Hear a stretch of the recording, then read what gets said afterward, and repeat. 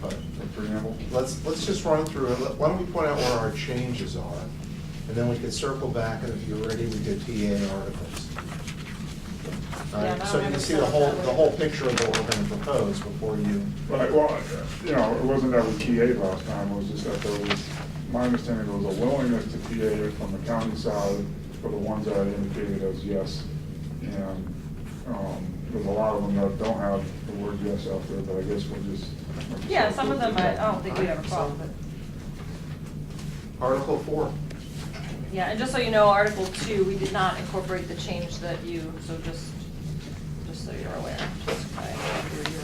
Okay, Article 4, we mentioned that the career service manual is in revision right now, and that it might even have a different name, and so that is noted there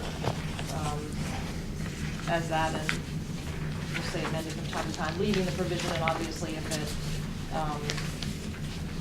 conflicts or something in How there. long are you with the new career service manual? Well, the person that I had working on it had gotten involved in another project and then ended up resigning, so it's not as far along as I wanted it to be, so it's probably Okay. 70% done, but not proofed yet at all. Yeah, So okay. it needs some TLC still yet.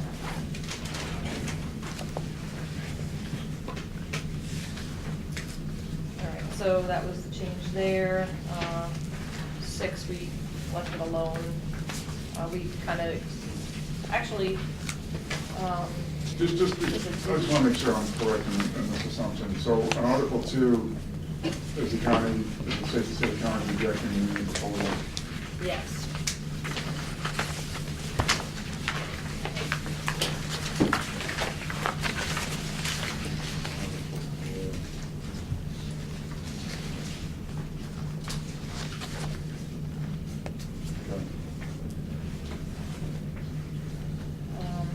Article 6, we only made one change, did not incorporate your proposal. I think we gave you our thoughts on that last time, so.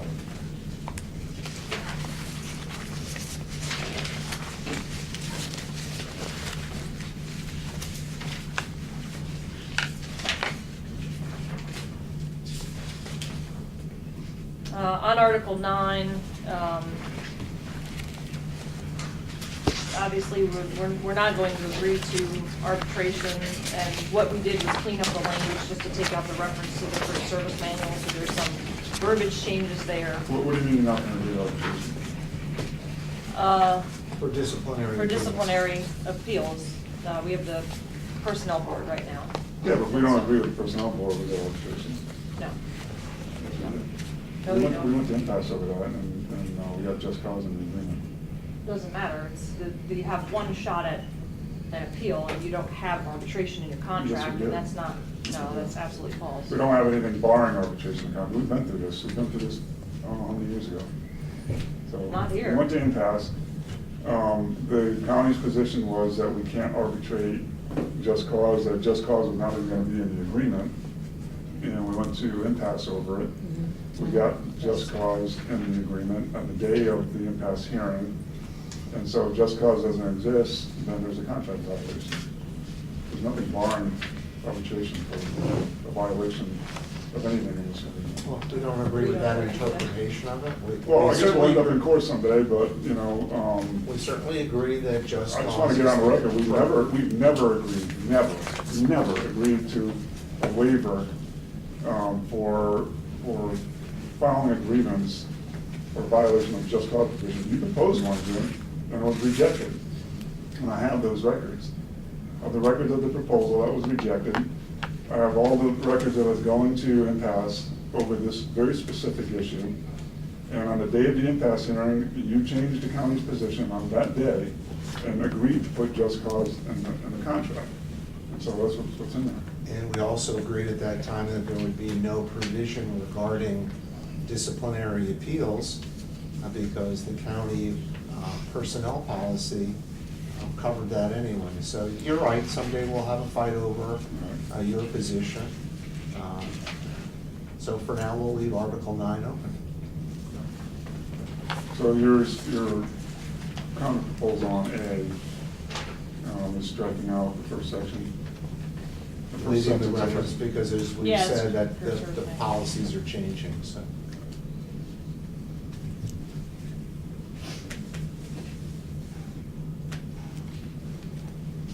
And B covers circumstances where progressive discipline, which we do recognize is an appropriate rule, has no application, and there are limited circumstances. Sexual harassment, discriminatory conduct, the use, possession, or sale of drugs or alcohol during working hours, safety violations, fighting, or criminal activity. The principle of progressive discipline does not apply in those circumstances. And then in G, we just added safety violations, criminal activity, and alcohol, just to the things that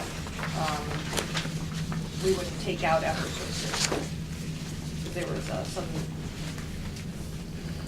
examples last time, substance abuse or workplace violence, and we just added a couple other things that also need to be in there. All right, 10, we just incorporated what is already practice, and that is the random drug testing by FDOT.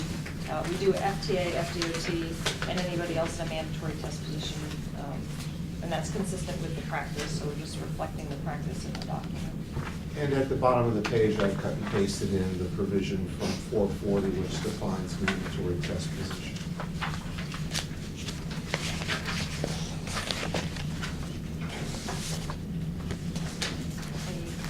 You can see where we've been issues with duration, so those are just the contract for years, but we have openers for wages for years 2 and 3, since that's pursuant to budget. 13, because we are doing the performance evaluation system this year, we've already given the notice that we're using or proposing a performance-based component of the eval. We just changed it to reflect the fact that we are implementing it, so we're just giving you that in there. Hang on, I'm still on Section. Article 11. Oh, okay. Just give me Yep. 1 second.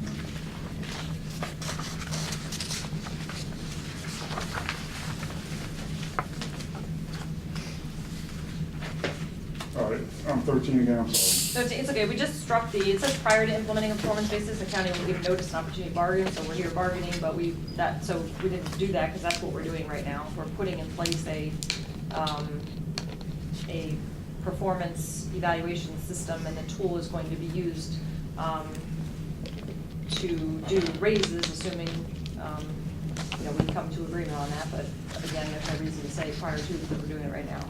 We just struck that. And that's why paragraph D indicates that they may result in a wage increase, but that will be dealt with in Article 41, which was the wage article.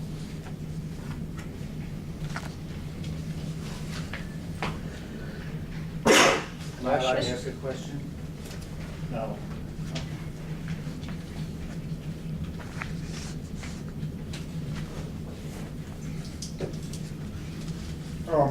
Why is 2 underlined? Is that just a new subsection under C or something? For Article 13. Which one are you looking at, C2? He says was 2 underlined. I don't know if I that's. don't know if it's. Oh, it might have been tabbed over and picked it up as a format change. I don't think there's any change, but.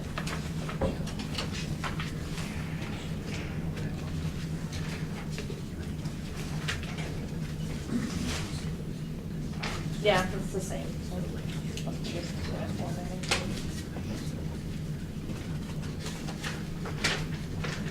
14, we just cleaned up the language a little bit. Yeah, so in the third paragraph down, it had no provision about the running clock on moving grievances forward. So if we didn't respond to one, that's treated as a denial. So this just clarifies that the time period for the union making its next move runs from the last date that the county would have had to respond. So there's no ambiguity about when the clock starts running again. Well, changing shall or may, it was an automatic advancement. And that's what you want to change that. read and Well, shout, well, you don't have to advance it. It so- becomes May because it's calculated from that date certain, and you're not compelled to advance it. It may be something that you evaluate and you've decided that, for whatever Well, we reason, can- it's on behalf of a non-dues paying member or whatever, you don't want to move it forward. Yeah, but the idea now is that regardless of the time limits, it automatically gets advanced. We can withdraw at any time. You know, Right, we're okay with it saying shall. shall be advanced to the next step, period. Well, I would add the next clause too, so it's clear that the clock's running on that. I don't want you to come in, 40 days later and say, oh, well, we never got a formal notice from the county that they were denying it. But my point is now, though, regardless of any time limits on the union, if the county doesn't respond, it automatically advances. So you're trying to change that to where it's not going to advance unless. You really want it to be a compelled move forward on your part? That's what's always been in there. I'm just trying to get an understanding of the proposal. Right now, we currently have. To me, it should have been May, because you don't have to advance it. It's your choice to advance it.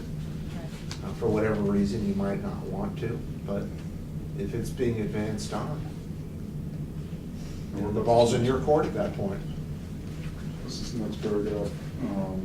It's just a typo. It said agreed. Agreed to extension. Agreement to extension.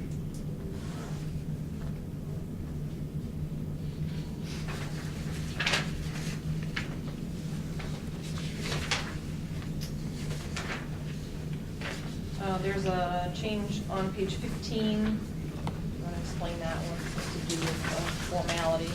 Yeah, this is just in the attempt to avoid, well, let me go through the two changes there. So arbitrability,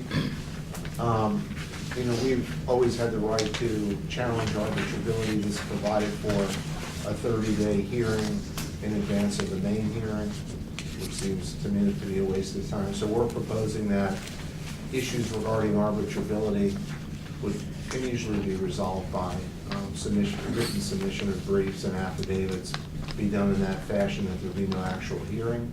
We're going to pay the arbitrator to come and do it.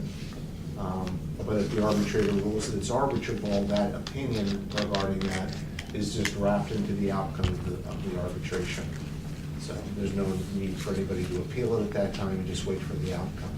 If you win, you're certainly not going to appeal the issue of arbitrability. If we win, we might, so.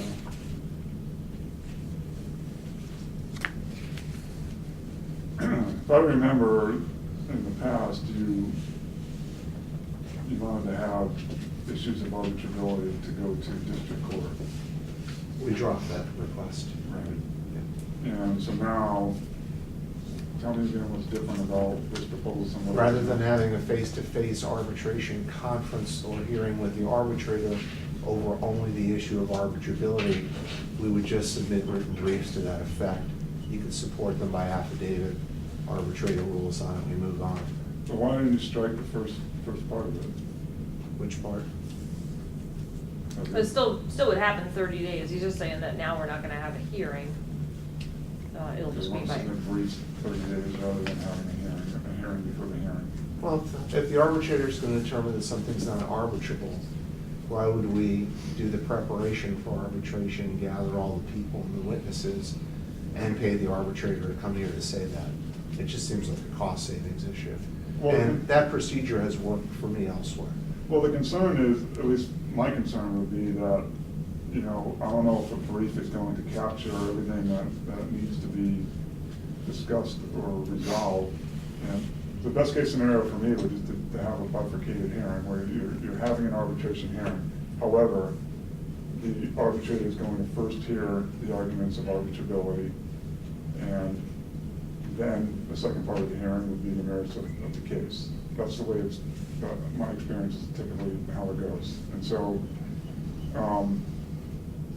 I don't know if submitting a brief prior to an arbitration hearing would allow enough evidence to be presented. I don't know what you're going to say in your brief, you don't know what I'm going to say in my brief. We may not even necessarily know what each other's arguments are regarding arbitrability.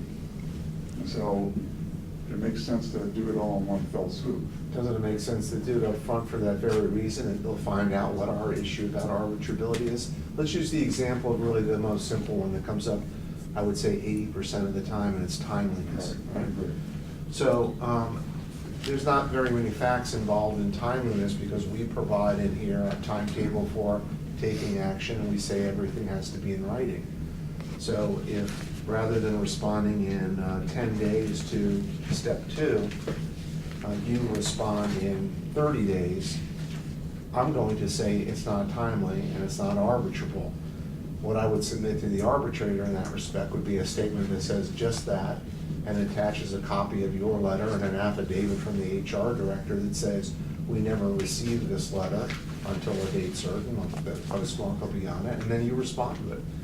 If you prefer, if you think it would work just as well and give you a little more of a heads up, we could have a procedure in here where we'll submit because we would be the ones probably to raise arbitrability. I mean, I could think of maybe one circumstance ever where a union raised it in my career. Because we're the ones usually moving to arbitration Right. anyway. So, yeah, but sometimes we expand the issues, and you might say that an issue is not arbitrable. So, I would submit a notice of, we're contesting arbitrability, submit a brief, and 10 days later, you submit your answer brief? That's a little bit more reasonable. I mean, I could tell you unequivocally, the only reason we would be going to arbitration is that we feel that we're within the time limits, we're within our, ability to arbitrate the grievance, and so there's going to be an inherent disagreement. We're not going to be reckless enough to just send an untimely grievance to arbitration. It's a waste of money, to be quite honest. And so,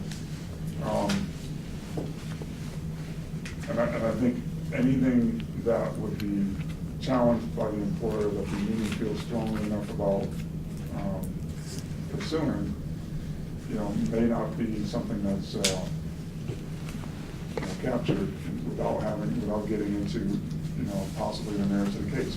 And I think that's the reason why in the instances that I've had this come up in arbitrations, and in the opening statement, the employer is saying that to the arbitrator that this grievance shouldn't even be here because it's untimely, and blah, blah, blah, blah, blah. And they go on with the opening statement, and then in the union's opening statement, well, that's the employer's position because this happened and that happened, and there's extenuating circumstances, or there's something that happened that doesn't look, on its face may appear to be untimely, but in reality it's not. And so we start getting into a very long, drawn out, and the arbitrator would typically say, just get it all out there, parties, get it all out there, and I'll put together my decision. Sure, they say that. They're getting paid, $1,400, $1,800 a day to come here and hang out and listen to it.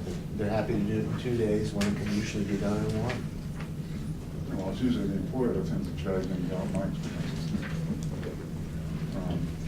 I'm usually in the same position you just have. I want to get this thing done, get in and out, and save some money. And why do we need to have 35 witnesses when it's captured in the first 3? But we'll take a look at it and consider it. Okay. What's going on from there? Or you said I've restated what we bear the cost of, that we share costs of everything except our own witnesses, preparation, and compelling people to attend. So we pay the arbitrator, we pay the court reporter, we pay for the transcripts equally.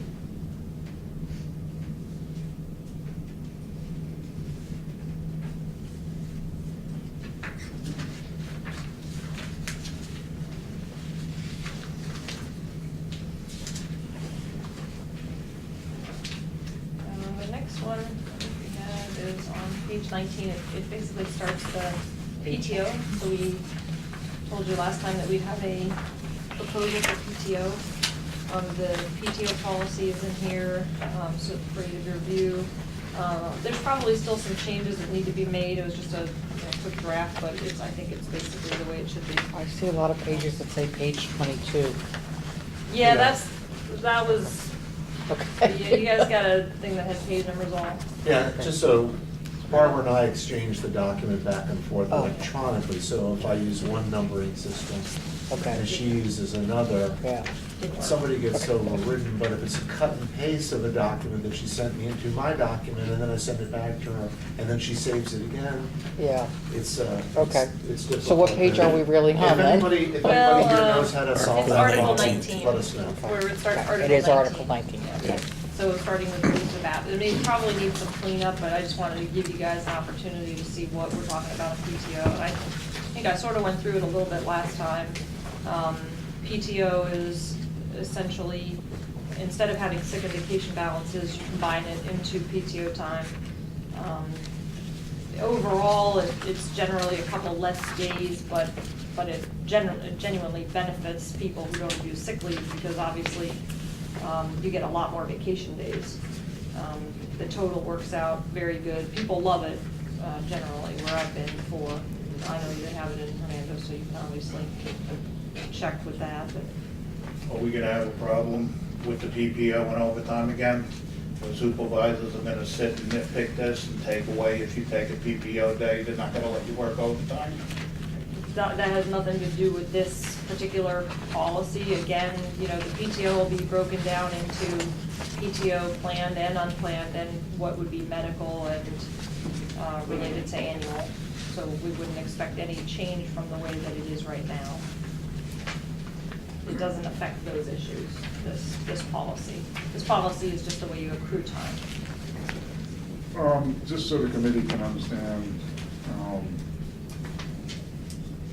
under strikeouts for the current annual leave language, some flip pages, it's page 27, but the page numbers don't match up. Yeah, so actually, that really won't probably be stricken, it'll probably just stay there, but it will be reflected as the old policy, because we're freezing the balances, we're not getting rid of the annual leave policy, because you'll still have balances until those balances are exhausted, and for some people, they may never be exhausted. So for instance, if you have 1,000 leave hours, you know, like say you have 1,000 sick hours right now, that bank will just be frozen. And so you'll start to earn PTO next to the sick, but the sick bank will be utilized in the exact same manner as it is in the existing policy. So we sort of have to have a reference to the existing sick leave policy in there, just so that it's, you know, so that's stricken out right now, but it won't be, it'll actually be, and I noticed there was a thing that said appendix 1 and 2, but basically what'll happen with the PTO policy is the annual leave policy and the sick leave policy just follow it. So it'll say in the PTO document, you know, please refer to the old sick leave policy to see when you can use sick leave still. Okay, so we still are going to have sick leave. Well, you won't accrue it anymore, but you'll still have the bank, yes. How will it pay out if you leave the county work? So that it was exactly the same as you Okay. have, so it's 20, you get 25% of your sick, you get Yeah. 100% of your annual. Okay. And then you get the PTO, whatever the PTO policy says. I think it's 100% on retirement, and then 75 or whatever it was, I don't remember even how I wrote it, to be honest with you. But it's, so the bank, that's what I mean, if you're a brand new employee, you only have one bank. Obviously, all new employees will just be on PTO. What about existing employees who have a lot in their sick leave? Yeah, so that bank would just be frozen, so they could use it. Oh, they can continue use to it, okay. Oh, yeah, yeah, Because yeah. I was actually They just have talking to use it, somebody yeah. about their sick Well, leave you yesterday. wouldn't have to use your sick leave, but you should, right? Because Okay. if you're sick, you want to use your sick leave. Yeah. You have to exhaust annual first. So what happens is when you put the policies next to one another, you have an annual bank and a sick leave bank and a PTO bank. Okay. So the annual bank has to go away first, because that's the one that, Oh. you know, it's kind of like a first in, first out type thing. The sick leave just is like the sick leave bank. It's frozen, but it can only ever be used for sick leave. Okay. So if you're taking a vacation day, you can't use your sick leave bank. Right. And then if you leave employment, it just becomes cashed out, just like under the old policy. So there's no, What is the cash out, just, it's 25% on sick leave right now. and what is the PTO cash out? 100% at retirement, and 75% at separation for resignation.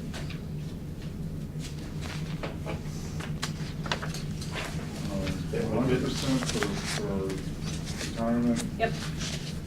Which would be a lot more than, you know, if you have 100% of your vacation leave paid out now and only 25% is sick, it works out better for PTO at 100%, obviously, because you're accruing a lot more PTO time. And what the rules for PTO, it's just 100% across the board, no matter how you separate employment? No, 75% if you separate via resignation, 100% if you separate for I retirement. thought that's the, That's PTO. okay. Vacation right now is 100, yeah. If you leave in good standing, we don't pay it out if you don't leave in good standing. And how is this going to affect the Christmas buyout? Same. Same thing, Yeah, same okay. thing. Yep, you can That's do, not actually, going- I that's increased not it a little going bit. away? No, in fact, I increased it from 48.5 to 50. Woo. Okay.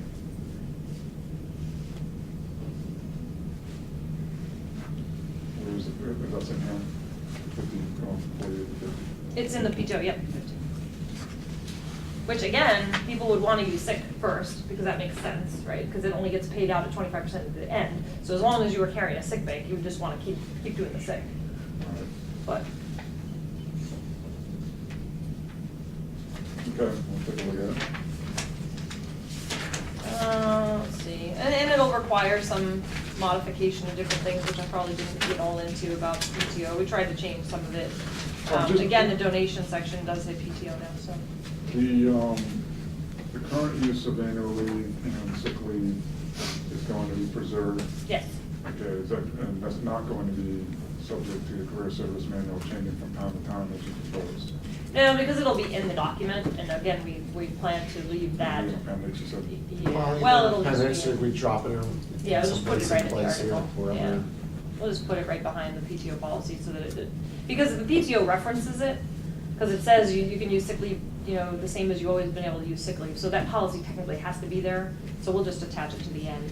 But there is one other change that I did make, and that's on, what you're looking at, page 30. It is actually under section 4, donation of PTO now. And we just added under, well, obviously we changed annual medical PTO, but the recipient, we're just expanding that a little bit to include, at the discretion of the county, donated time may be afforded for the injury or illness of an employee's minor child. Because right now, the only way that you can get donated time is if it's for your own illness or injury. You can't get it for anybody else.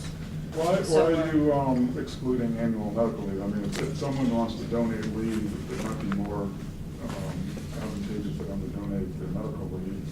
I mean, yeah, that's fine. I mean, we just struck it because it's PTO. We can talk about that. That's what I mean. I think there's places where we have to go back in and modify that again. So we're okay with that.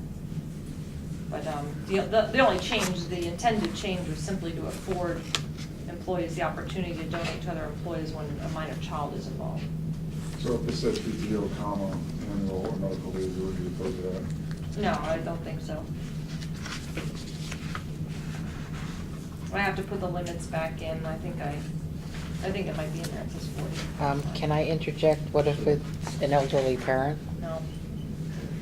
So Not I for know, that. I know quite a few who So do do I, that, yeah. including mine, and Okay. that's not what it's Yeah. intended for. Right now, it's only for minor children.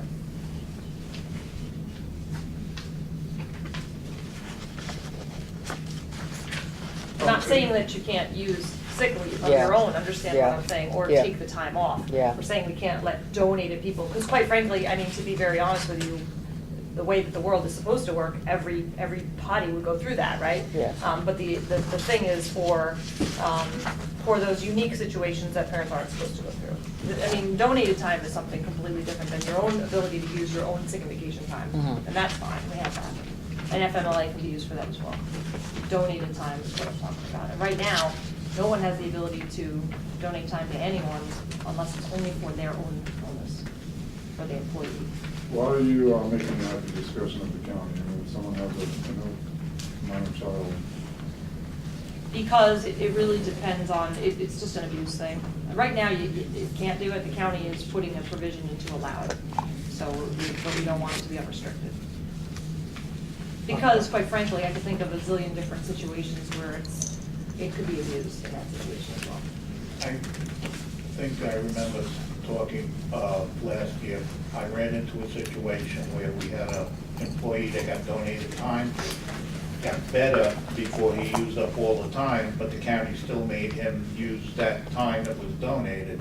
Is there any way we can put that in some kind of a pool No, that time, that can't really happen. That time's supposed to go back to the people. If they're back at work, we return that time to the person who donated it in order that it's donated. They can't use it. It goes back to the person who donated it. Well, On from like what the way he was explaining it to me was he was forced to take that time off. No, that's impossible. Okay. Unless he didn't have a doctor's note coming back. I mean, in other words, what you're describing could not happen. I don't know what, there may be a different situation that you're not. I'll check into it further. Because we would never say, no, you can't come back to work. I mean, that would be, unless you had a doctor's note that didn't allow you to return, and that I have seen happen. Where the person had a note that allowed them to come back, but with restrictions that we could not accommodate. So, Do the Teamsters have a good and welfare fund? Who's the Teamsters? We don't have just a broad-based Teamsters fund, each employer, I mean, we may have different, you know. Well, this local have one? We don't It's have, also one- used to we don't just have a supplement. general fund for, that's not tied to an employer. No, we don't. Is there a process for employees in Pasco to make application for donations? No, there's not. It's usually done within each group, you know, employee group. It's not, in other words, it's not a local union-wide fund. At least at this time, and there hasn't ever been one, from my knowledge. And under C, section 4C, it's stricken out the hours of the, you know, next page 40. I think that was just, I think what happened was we just didn't put those back in yet. I probably think they'll be the same, but we just haven't added them. I think it probably will be the same. We just need to assess that once I look at the hours again, so. But right now, you should consider them 80 and 40.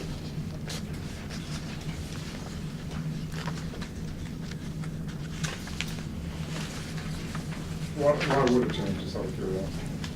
It would only change because of the difference in accrual, but I don't think that that will end up changing. So it was just a note to put in hours and then just didn't get unstricken. It's not a big deal. So keep it at 80 and 40 right now.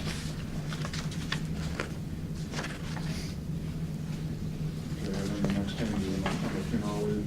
Yeah, so funeral leave, as I discussed last time, was that there's no provision for the death of an extended family member, so we just put in that as well. So we're just breaking it down into immediate and extended, and saying that 3 days for the immediate, which is consistent with what it is right now, but then also extending a day for extended family. Because those aunt, uncle, those aren't covered, some of them are not covered at this point. So it's just breaking down the differences between immediate and extended family. Would it make sense to just include who's in the family, too, just get it all in there? I think we did that. Mother, mother, father, spouse, child, siblings. Yeah, that's what she That's- says. And if you have to go out of state, you can also put in for added on vacation time at the end. you Yeah. know. I think the 3 days and then. PTO time, but, Right. Yeah, okay, yeah. yeah. Yep. We should give even greater flexibility to the employee in a situation where they need time for a funeral. Correct. Okay. Well, they can still use annual leave, all the ones that have it, Right, yep. during this Yeah, transition. at some period. point they won't, but it'll be PTO.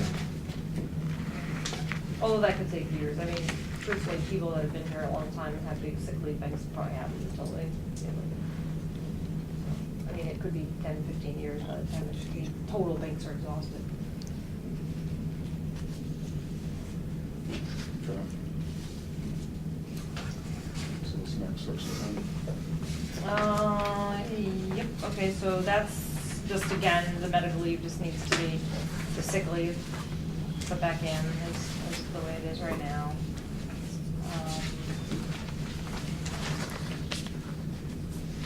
I think I have the conversion in the PTO policy, but again, you could do it, so we'll just have to kind of tweak the language a little. Every accrual will stay exactly the same.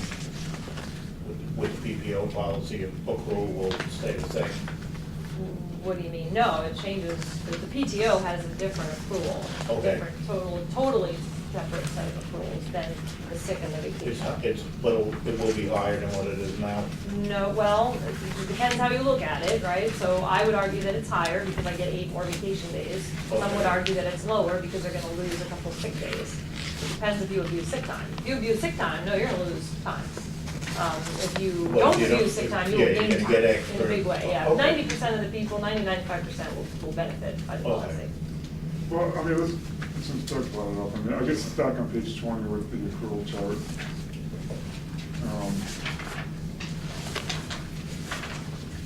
I mean, I guess the normal assumption would be if you're combining sick leave and annual leave, or you call it medical leave and annual leave, that the PTO accrual hours would be at least equal to whatever. No, it never works like that, because sick leave is not a guarantee. Sick leave is not yours. You're not entitled to sick leave. Sick leave, and quite frankly, that's demonstrated in the fact that you only get 25% of it when you leave. It's not your time. PTO or annual leave is your time. So generally, you always will find that when you put in these policies, it's not a true, adding of those two banks. It's an in-between, which benefits people who don't call out sick, and doesn't benefit. It's not so much a matter of people calling out sick, and I've heard you say that repeatedly, and I get it. When someone's abusing sick leave, like I always say, if someone's abusing sick leave, then I Right. would imagine they'd be disciplined, but we're not. Well, and I think I know where you're going with it, but if you have an extended illness, we have provisions for that in the donation of hours and everything. And that's why we can expand the donation of hours, and you also have FMLA and hours, but. The donation of hours requires other people to give you their time, as opposed to. Right.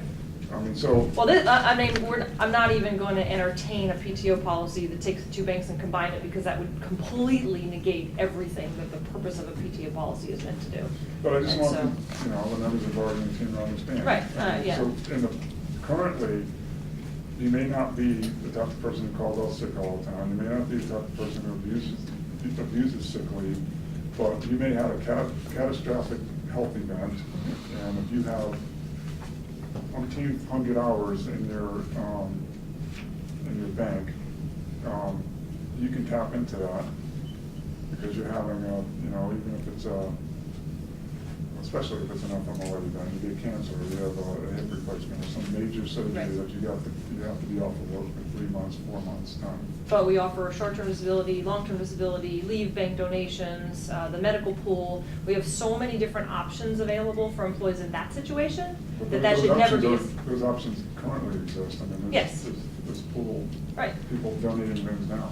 Right, and a lot of people don't take the short-term disability because they say, oh, well, I got tons of medical time, so why would I? So maybe in this particular case, they might want to elect short-term disability because, hey, I'm going to use this for vacation, and I want to cash it out 100% when I leave and retire.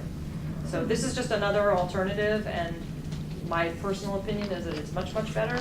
But then I do not abuse sick leave, and I've seen it be very beneficial to most everybody. Because like I said, if you have something catastrophic, we have other avenues in place for that. So, What is the difference between the accruals now, if you know them off the top of your head? I don't know them off the top of my head. I can just tell you that when I put it in place, other places, usually it was 10 and 12, and it went to 18. So instead of 22, it's 18. But then it also, because I know you guys like the whole seniority thing, but obviously as you get more time, it increases. Your accruals go up based on length of service. So that it gets more and more as you have more years. When you say 22, what are you referring to? So we get 10 vacation days when you start employment here, 12 sick days. So now, the new employee, I think it would get 18 PTO days. So it bounces back and forth between 2, 3, and 4 days difference as you go through your career, where the combination is always a few days less than the total of the two, but you can use them for anything, and you get to cash them out 100%. So if you do the math on the cash outs, the PTO is better.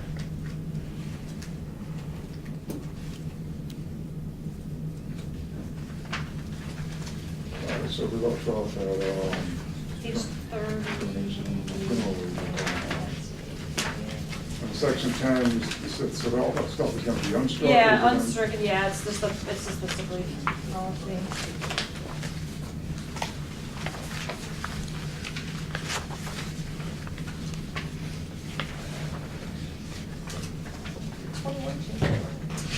just the heading.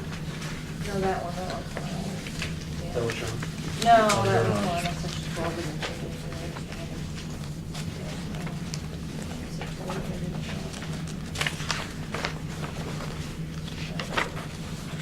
I don't know if it's changed, it's red, where do I have it? Oh, no, it's just red, but that's okay, it's no change, okay, on black and white, you wouldn't have it. Okay, good.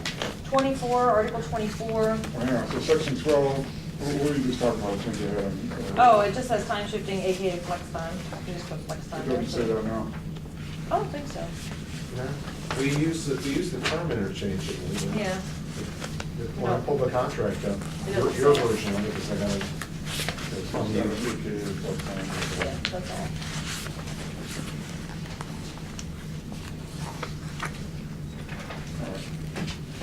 So the next thing where there's a change is Article 24. And all we did was, because it was discontinued within one fiscal year prior to ratification, that isn't relevant anymore. So it just cleans up the language.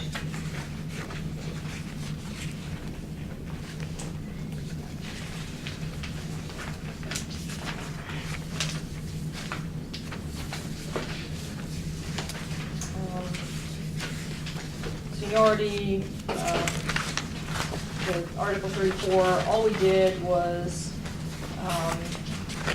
put in that in conjunction with county decision on layoffs, seniority will have the weighted values and set forth in Article 18, because Article 18 actually addresses layoffs, so we just cross-referenced that, and then left everything else the same.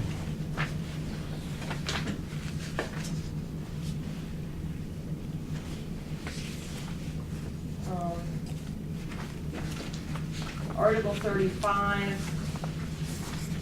So this is kind of what we talked about last time about the shift differentials.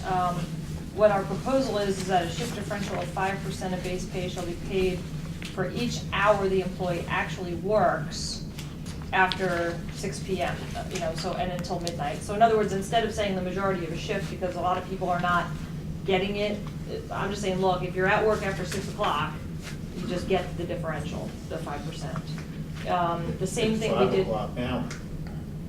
Well, no, it's not 5 o'clock. It's where in the majority of the hours Worked after 5 worked. o'clock. Yeah, but see, that's not, so if you start your shift at 12, then you don't get anything. You get 0, because the majority of your shift doesn't fall after 5. So in this particular case, those people would get 5%. Say if they work 12 to 8, they'd get 2 hours at the flat 5%, where they get nothing now. Anything after 5 o'clock. Yeah, or 6 Okay. o'clock. I have 6 o'clock, I made it 6. Okay, yeah, let's reiterate that, because when the fall comes around, it's quite likely that They'll a number of extend the hours. branches, the Right. library branches, will be extending their hours. Right. And so we do have a number of shifts then that will go from, I think, 11 to 8.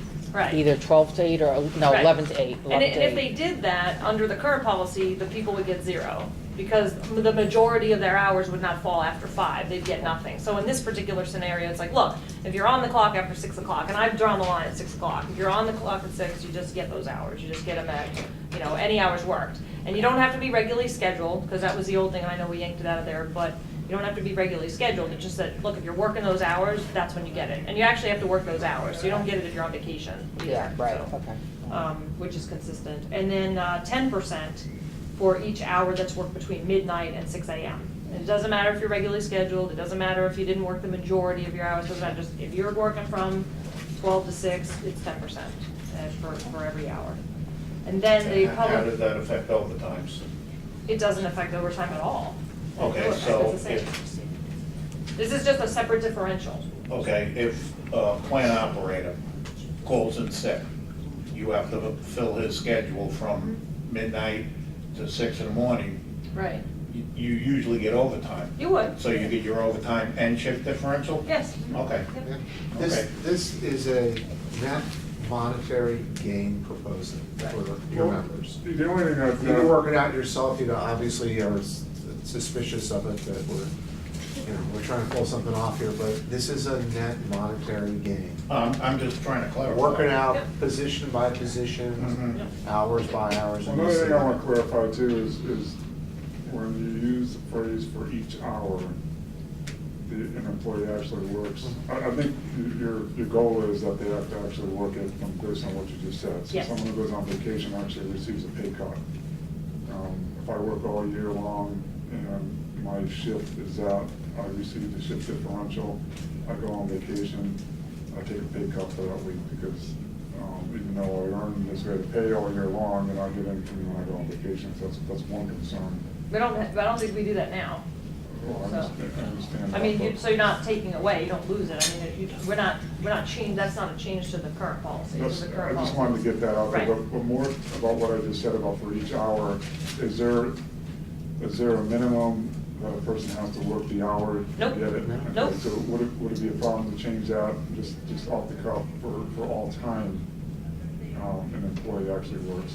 Well, it's not all time, well, yeah, okay, I see what you're saying. No, just give us a counter proposal on it so we can read it, but. Yeah, I mean, well, it's just if No, someone we- works 45 I minutes. think what you're No, referring yeah, to that's is fine. the clause would be each hour or part thereof. Right.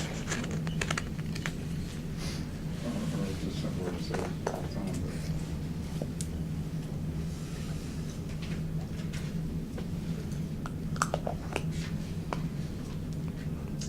All right, public safety communications, just at the 7.5. And you don't have to be assigned to and regularly work it, you just, when you actually work it, so even if you're on an overtime shift, then you get it, so.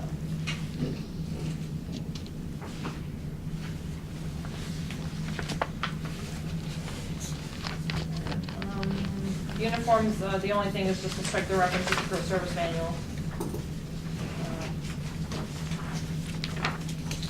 We added, wasn't there a patch thing, or is that later? Okay, never mind, got it, it's coming. Union dues reduction, nothing. We added the East Pasco Government Center, I think that was what you requested last time, that was incorporated in.